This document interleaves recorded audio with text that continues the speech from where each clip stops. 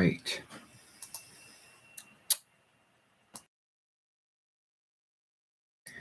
I have my stash, my lip balm, my Tic Tacs, my sanitizer.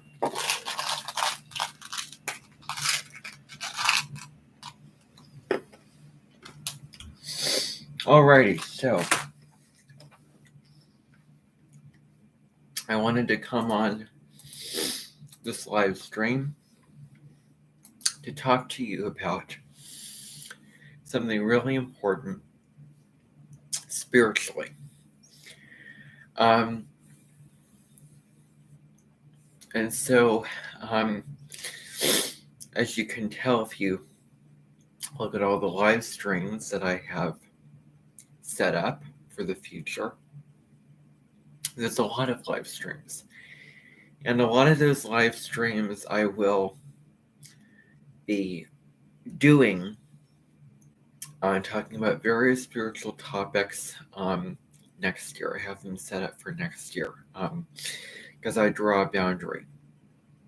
Any video that requires research, where I am reading sources of information online and then making videos based on what I researched and also combining my own knowledge, wisdom, insights, and thoughts that I have,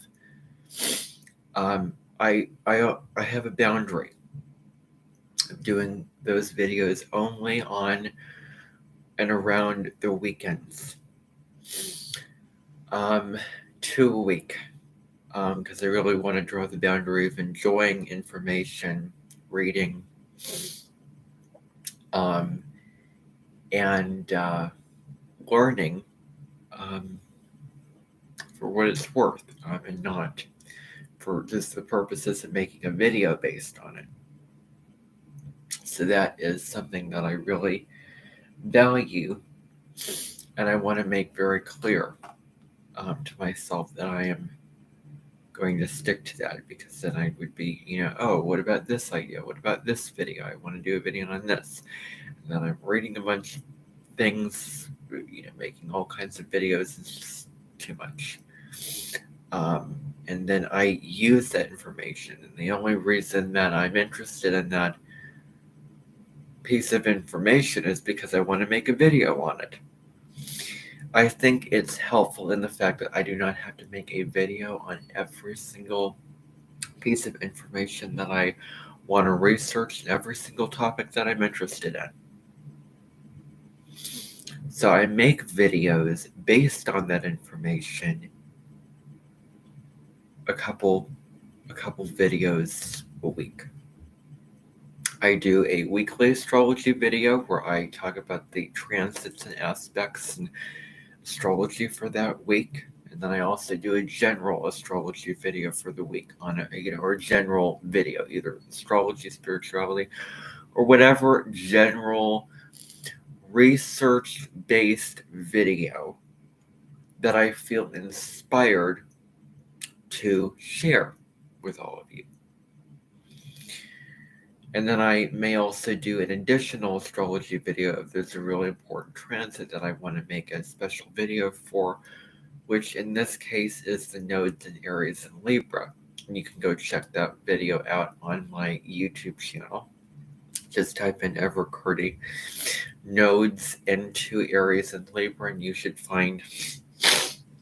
So go on my channel, put in Evercurdy, South Node in Libra, North Node in Aries. And you can actually go on my channel, go to the videos tab of my channel, scroll down until you find video, South Node in Libra and North Node in Aries, transit, July 17 through January 11, 2025.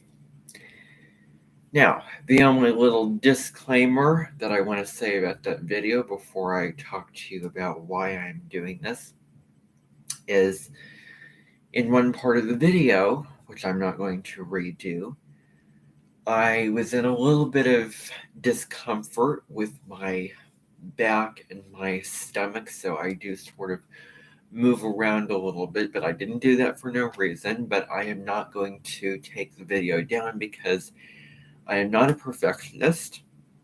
I don't want to redo things. And it should not take away from just the information that I'm giving. And I'm not going to, I'm just not going to redo it. I'm not going to redo it. I don't enjoy redoing things. I really don't enjoy redoing stuff. I just, no. So it's perfectly imperfect. It is how it is. I will be talking more about the South Node and Labor North Node in Aries in the weekly astrology live stream coming up on July 15th. Hopefully, maybe it'll be 10 a.m., maybe it'll be later, where I will be talking about the South Node and Libra North Node in Aries transit. But so,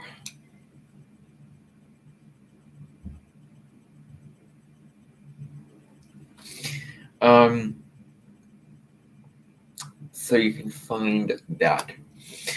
Alrighty. The other little announcement is that today I have a plan to film. I believe it's Sagittarius South Node, Gemini North Node.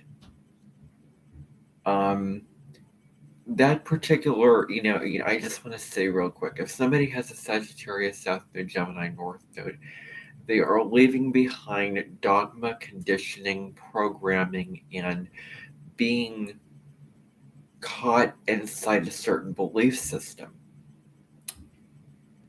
Or maybe it could be having a know-it-all sense of, oh, I know all, and sort of being preachy and defensive and wanting to travel and be super free and not open up to your community, not connect with other people.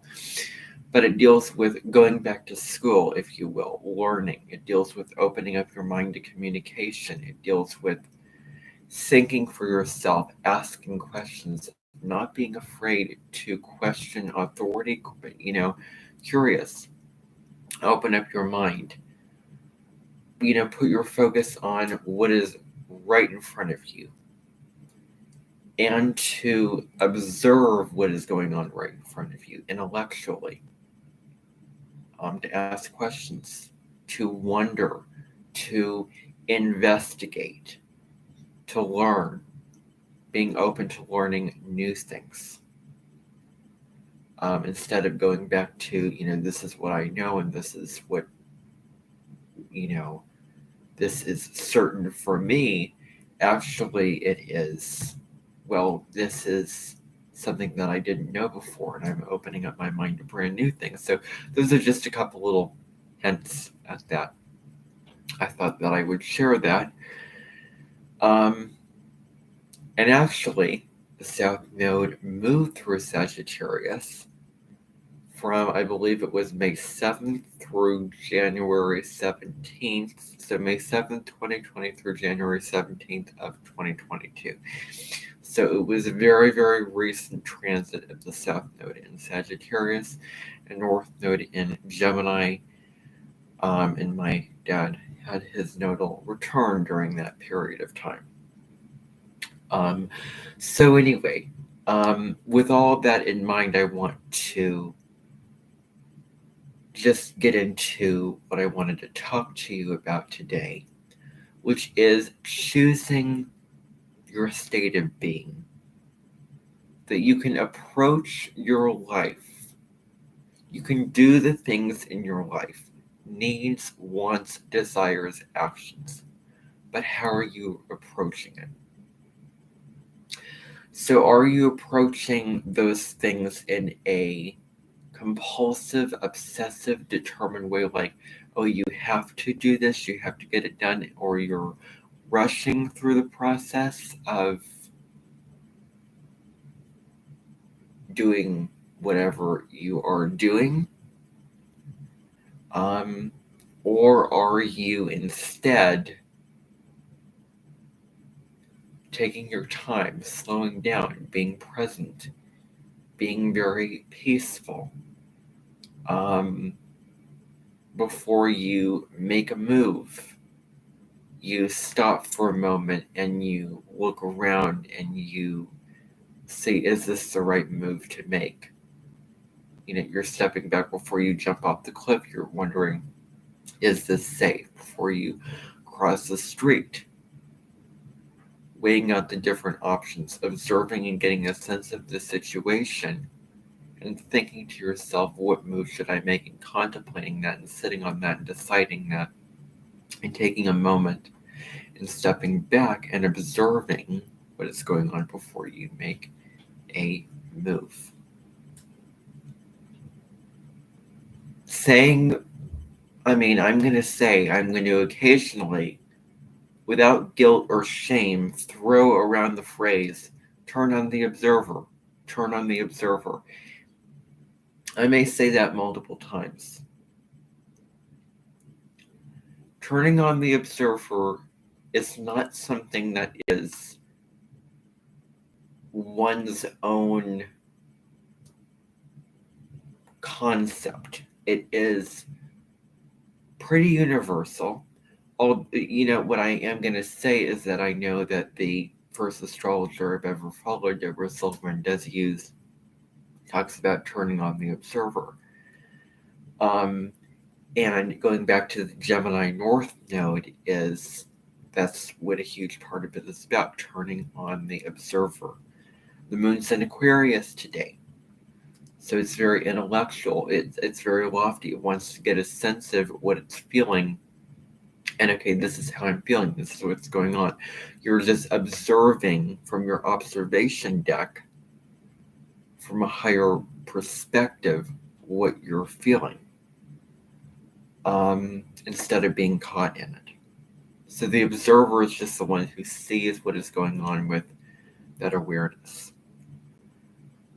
So when you're caught in a situation, in a compulsive, let's say it's just a compulsive habit where you're compulsively doing something, repeating these bad habits, all these things, turn on the observer, step back, and just look at what you're doing and just calm down and bring yourself to a place of, I am here now, I am peaceful, I am present inside my body, and this is the choice that I am going to make without judgment, in a state of peace, presence, and logic.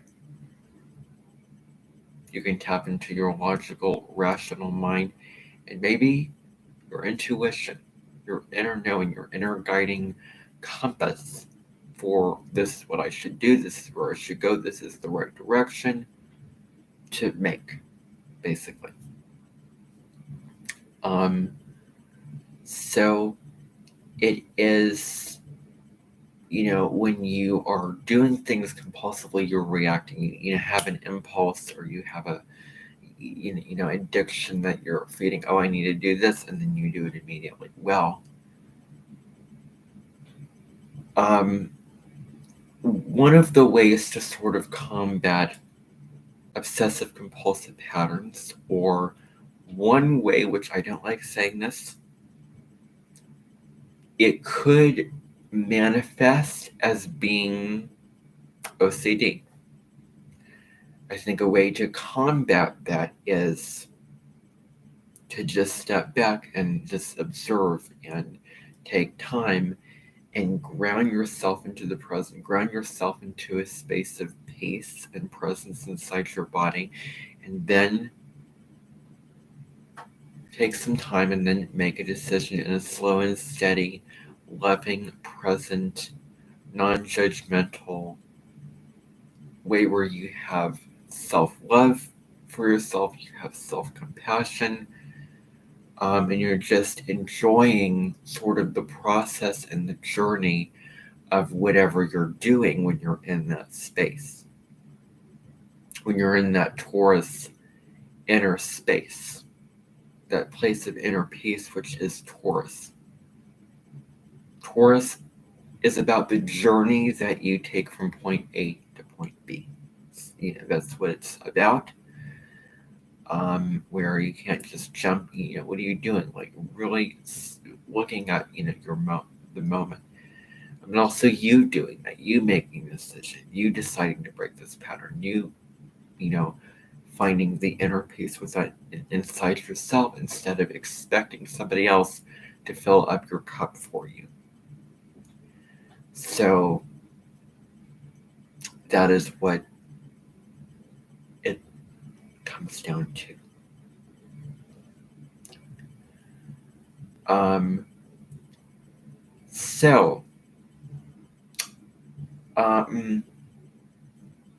I know that there's a channel that she has a whole series of videos on the Taurus North Node transit.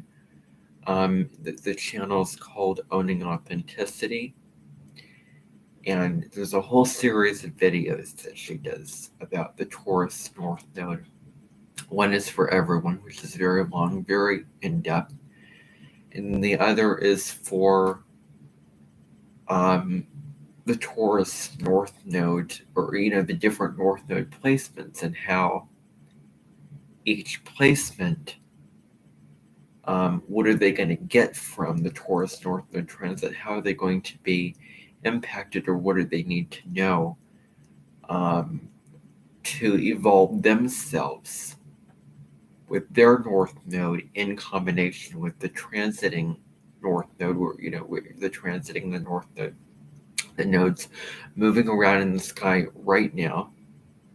And the North Node right now is at the very beginning of Taurus. It's going to slip back into Aries on July 17th.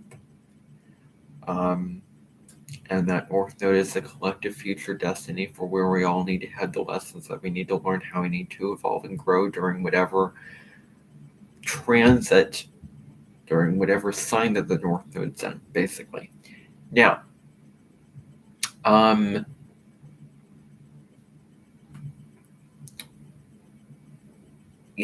so you can find those videos, and there's also videos that she is doing on the Aries North Node, South Node, and Libra transit, which I made a video about recently. So there's a whole series of videos. They're very in-depth, and if you want a really deep dive into the transit, then I highly recommend watching those videos. So there's one video where she is sort of taking this transit and then talking about the previous North Node, South Node transits, and then the ones after this transit, and painting the current or the upcoming North Node transit areas within that picture. Another video is an overview of the Aries North Node, Libra South Node themes. Another video is an in-depth video on the Aries North Node. Another is an in-depth video on the Libra South Node. I think there's another one on Venus and Mars, and sort of potentially what roles they're playing, which signs they're in, what are they doing basically in the sky while the North Node's in Aries, South Node's in Libra, and maybe what those planets are about and how they correspond to the South Node in Libra ruled by Venus, the North Node in Aries is ruled by Mars. And then there is the individual North Nodes, the North Node placements, and sort of what you need to know, what would be good for you to keep in mind, an interpretation for each North Node with, when it comes to this particular transit. And so, so you can find those particular videos, and I have to be honest, before I move on to the next part of this live stream, is I have never resonated with when astrologers do sun sign, rising sign forecast for your sign. When they say this full moon is falling in your 8th house of this is a good time to do this. Maybe this transit is falling in your 9th house. Like, whatever. It's not going to, it doesn't mean that much to me. It's not going to affect me that much. It never resonated with me. And I wish astrologers would take it in a more spiritual way when talking about this sign is going to be affected by this transit in this way. First of all, talking more about the sign and how they're going to be impacted rather than the house in your chart that it falls in. Second of all, talking about it in more of a prescriptive, more of a meaningful spiritual way. Instead of just saying the right things, saying the astrologically accurate, left brain logical things, you could have all the knowledge in the world and know how to say the right things and know how to do those forecasts. But what about the spiritual insight? What about the meaning? What about the true meaning? It's something I can actually listen to and something I can remember and take away from, and something to think about, food for thought. Something meaningful for me to hear, understand,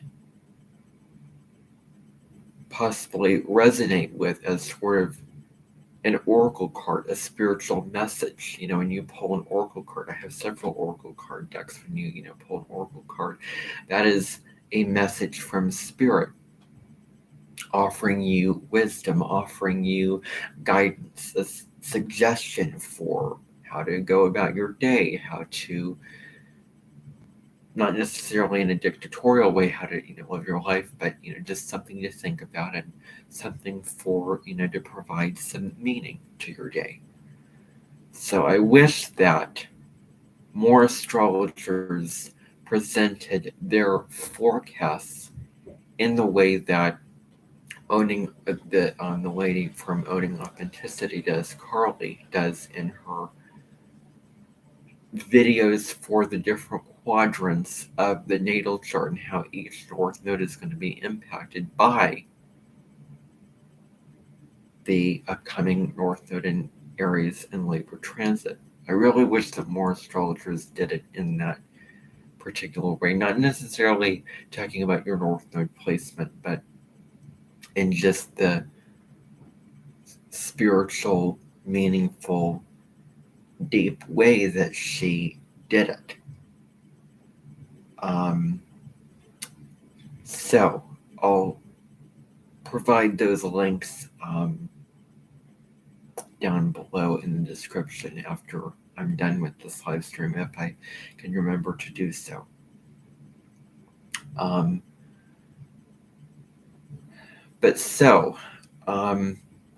Whenever I hear this is happening in your 9th house, the 8th house of your chart, it's just one ear out the other, one ear in one ear out the other for me. I just don't see the big deal of your individual sign forecast.